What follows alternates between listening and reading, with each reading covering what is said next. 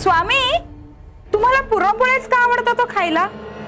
कपिले, यातच तर जीवनाचं खरं सार आहे. कपिले, आम्हाला सांग, पुरणपोळी करण्याकरता काय काय साहित्य लागतं? गहू, डाळ, तूप, गूळ. आता जर नीट बघितलं तर या प्रत्येक पदार्थाची आपापली वेगळी चव आहे.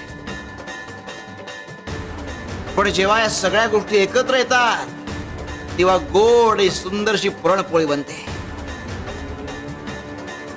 त्याचप्रमाणे जेव्हा एकाच घरात राहणारी वेगवेगळ्या स्वभावाची माणसं एकत्र येतात, एकमेकांशी चांगलं वागू लागतात, तेव्हा त्या घरात, त्या नात्यांमध्ये गोडवा निर्माण होतो.